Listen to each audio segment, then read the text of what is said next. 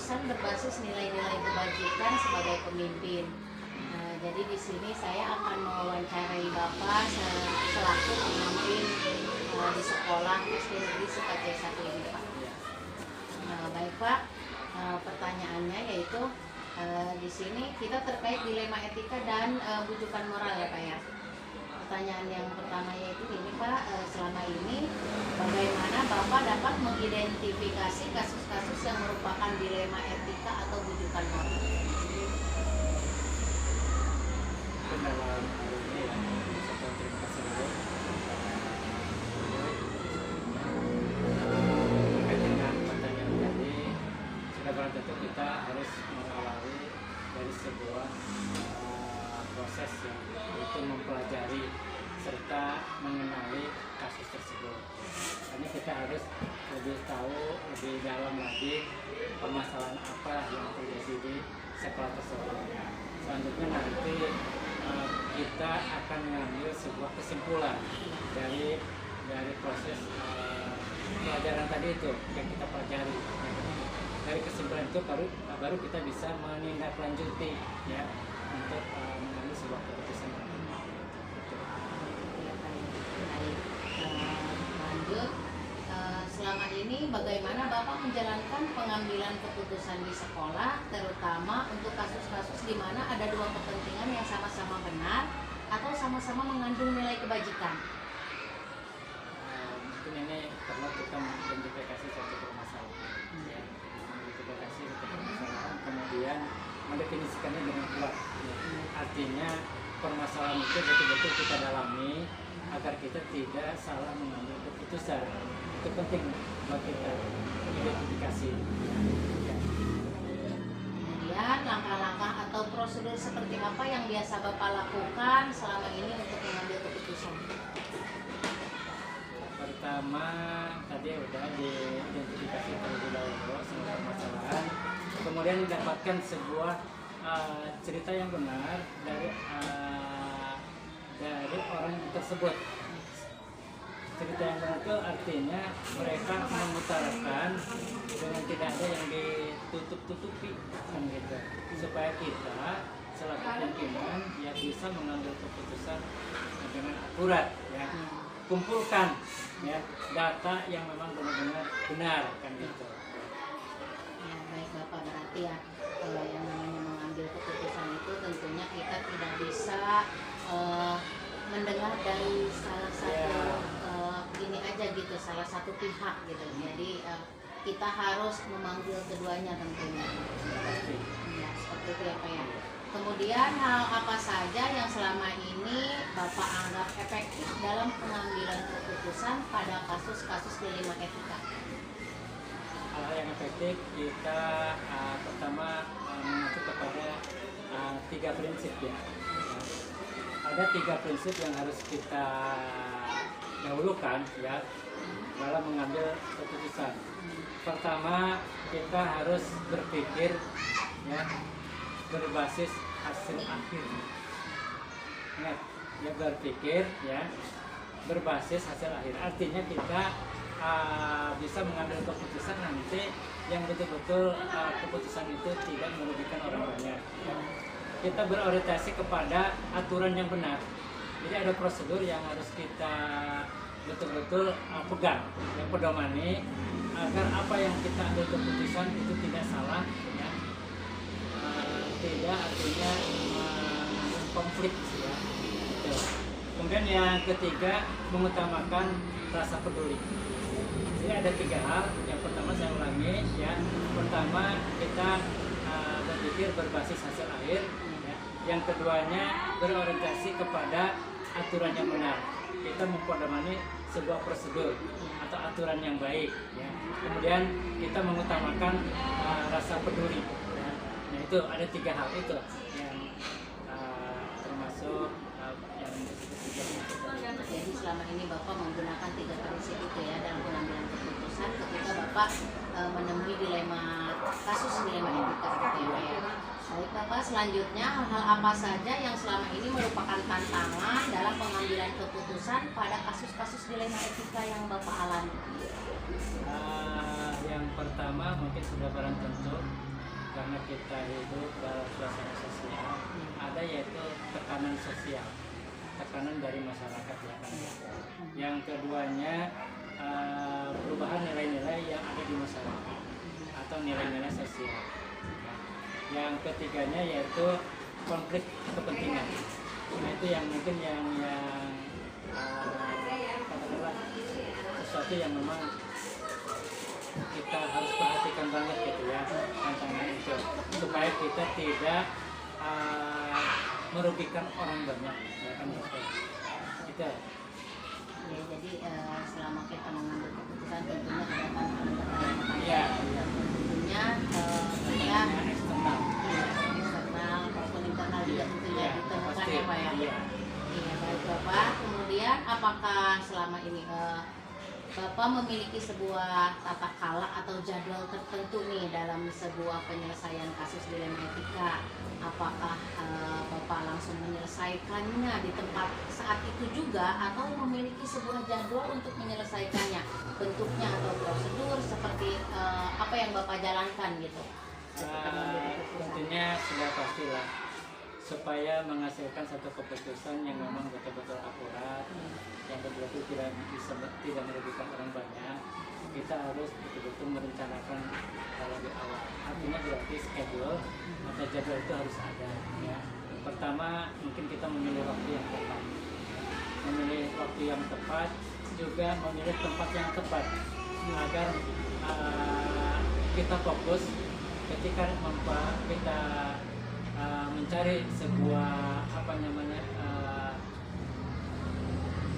keputusan ya, betul-betul kita fokus dalam keputusan itu penting ya. Otomatisnya dari sisi waktu juga dari sisi tempat.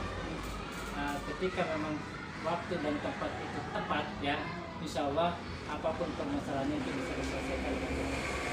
Jadi fokus kita untuk penyelesaian satu kasus ya, agar keputusan itu betul-betul akurat yang bisa menghasilkan dan positif buat semua orang.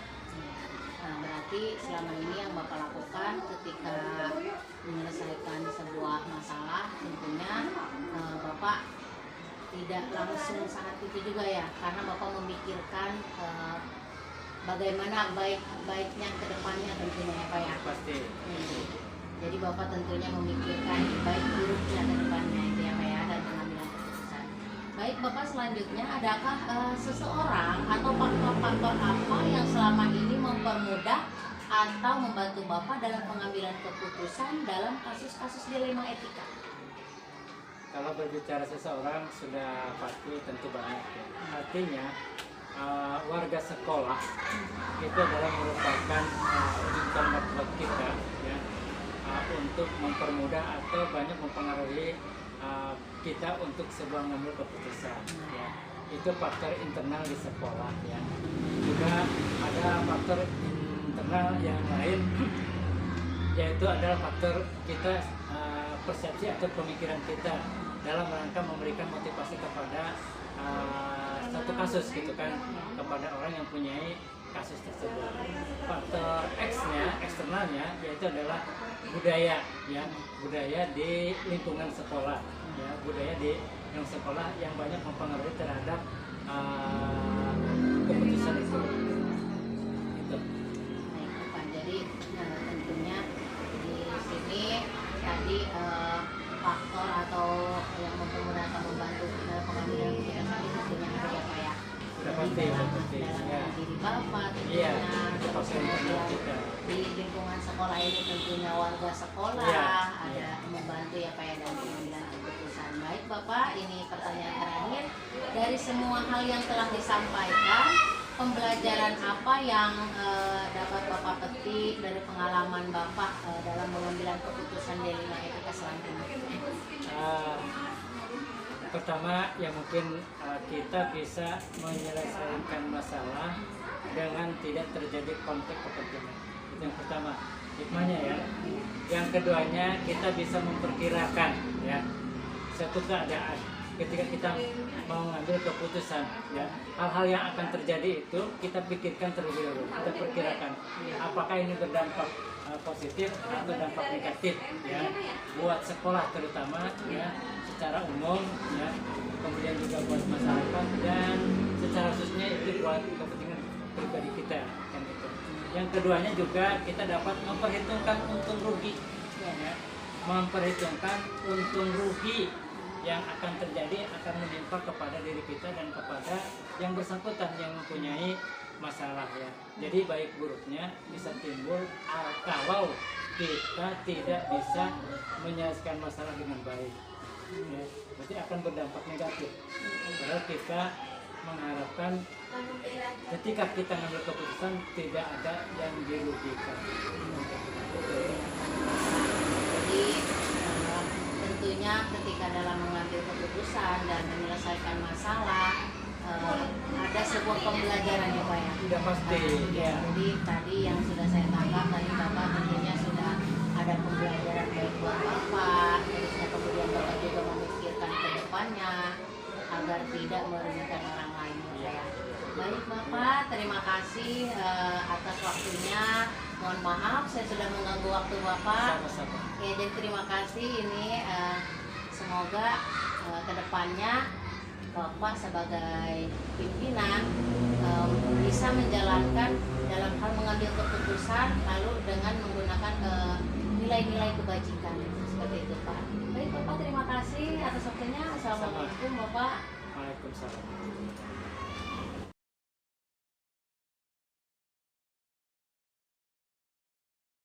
Assalamualaikum Bu. Waalaikumsalam warahmatullahi wabarakatuh. Apa kabar Bu? Alhamdulillah. Gimana kabarnya? Alhamdulillah Bu, saya baik. Ini Bu, saya mohon izin. Saya ada tugas demonstrasi kontekstual pada ini guru pendidikan guru penggerak pada modul 3.1 mengenai pengambilan keputusan berbasis nilai-nilai kebajikan sebagai pemimpin. Saya mau minta waktunya sebentar, boleh Bu? Baik Ibu, di sini saya akan mewawancara Ibu. Ada beberapa pertanyaan yang akan saya ajukan. Bisa langsung saja Bu? Silahkan. Baik Ibu, untuk nomor 1 pertanyaannya, selama ini bagaimana Ibu dapat mengidentifikasi kasus-kasus yang merupakan dilema etika atau bujukan moral? Dengan mempelajari dan menyimpulkan kasus-kasus yang terjadi. Baik Bu, berarti selama ini dalam mengidentifikasi kasus itu Ibu mempelajari dulu ya kasus yang terjadi. Begitu ya Bu ya. Baik Ibu, selanjutnya bagaimana Ibu menjalankan pengambilan keputusan di sekolah Ibu, terutama untuk kasus-kasus di mana ada dua kepentingan yang sama-sama benar atau sama-sama mengandung nilai kebajikan Bu? Ketika saya mengumpulkan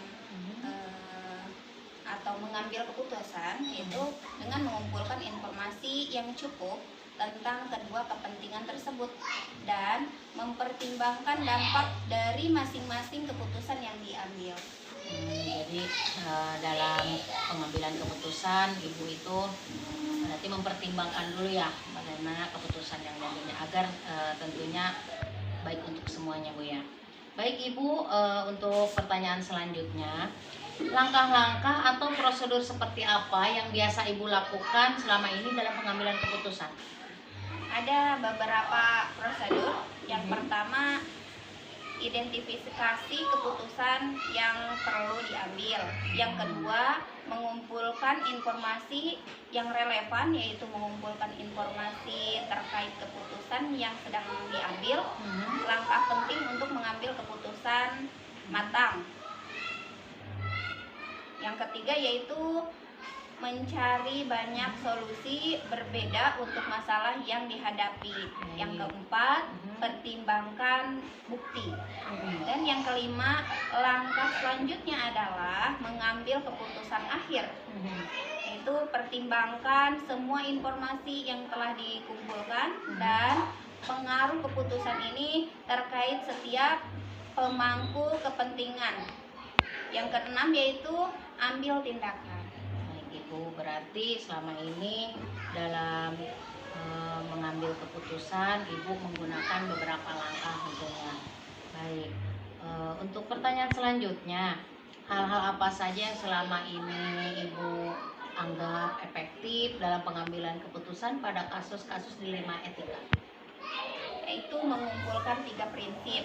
Mhm. Yang pertama, berpikir berbasis hasil akhir, Mhm. kemudian berpikir berbasis peraturan, Mhm. dan berpikir berbasis rasa peduli. Baik, berarti selama ini dalam pengambilan keputusan Ibu menggunakan 3 prinsip. Baik Ibu.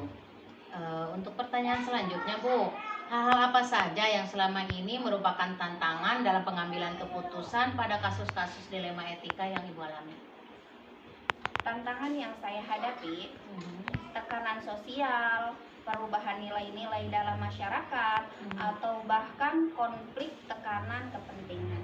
Ya, berarti tentunya Bu ya, dalam pengambilan keputusan Ibu tentunya bahkan saya sendiri akan menemui tantangan-tantangannya, apalagi Ibu sebagai pimpinan ya Bu ya, dengan menghadapi misalkan guru, warga sekolah tentunya, bahkan Ibu menghadapi tantangan jika ada mungkin wali siswa mungkin ya Bu ya, seperti itu ya. Baik Ibu, untuk pertanyaan selanjutnya, apakah Ibu memiliki sebuah tata kala atau jadwal tertentu nih Bu dalam sebuah penyelesaian kasus dilema etika? Apakah Ibu langsung menyelesaikannya saat itu juga di tempat, atau Ibu memiliki sebuah jadwal untuk menyelesaikannya? Mungkin bentuk atau prosedur seperti apa yang Ibu jalankan selama ini? Pada kasus dilema etika Mhm. yang bersifatnya ringan, Mhm. biasanya langsung diselesaikan saat itu juga. Mhm. Namun pada kasus yang lebih besar, diperlukan waktu untuk mempertimbangkannya agar tidak merugikan orang lain. Oh, jadi seperti itu ya. Baik, berarti ketika Ibu menyelesaikan kasus itu tergantung kasusnya Bu ya. Ya. Berarti ketika kasusnya ringan, Ibu langsung selesaikan saat itu juga. Baik, berarti ketika memang kasusnya agak berat mungkin ya menurut Ibu. Jadi Ibu akan menyelesaikannya, mempertimbangkannya. Baik Ibu, untuk pertanyaan berikutnya nih Bu, adakah seseorang atau faktor-faktor apa yang selama ini mempermudah atau membantu Ibu nih dalam mengambil keputusan pada dalam kasus-kasus dilema etika yang Ibu hadapi selama ini? Nilai dan keyakinan diri sendiri yang tentunya berperan penting. Oh, baik, jadi menurut Ibu faktor yang selama ini membantu atau mempermudah dalam pengambilan keputusan dalam kasus dilema etika yang Ibu hadapi tentunya adalah faktor dari Ibu sendiri ya. Baik Ibu, untuk pertanyaan terakhir nih Bu, dari semua hal yang telah disampaikan tadi oleh Ibu dari nomor 1 hingga pertanyaan sampai 7, pembelajar tentunya ada pembelajaran Ibu ya. Pembelajaran apa yang dapat Ibu petik dari pengalaman yang Ibu alami ketika mengambil keputusan dilema etika? Pembelajaran yang biasa saya ambil dan saya petik dalam pengambilan keputusan dilema etika yaitu dalam memutuskan sesuatu tentunya perlu pertimbangan dari semua pihak, menelusuri informasinya dulu, dan terakhir melihat efektivitas dari suatu keputusan. Jadi tentunya Bu, Ibu mendapatkan pembelajaran ya dari pengambilan keputusan dalam kasus dilema etika yang Ibu hadapi. Baik Ibu, terima kasih. Mohon maaf nih Bu ya, saya sudah mengganggu waktu Ibu. Saya sangat berterima kasih Ibu sudah menyempatkan waktu untuk saya untuk diwawancarai. Tentunya saya sangat berterima kasih Bu ya. Assalamualaikum warahmatullahi wabarakatuh. Waalaikumsalam warahmatullahi wabarakatuh.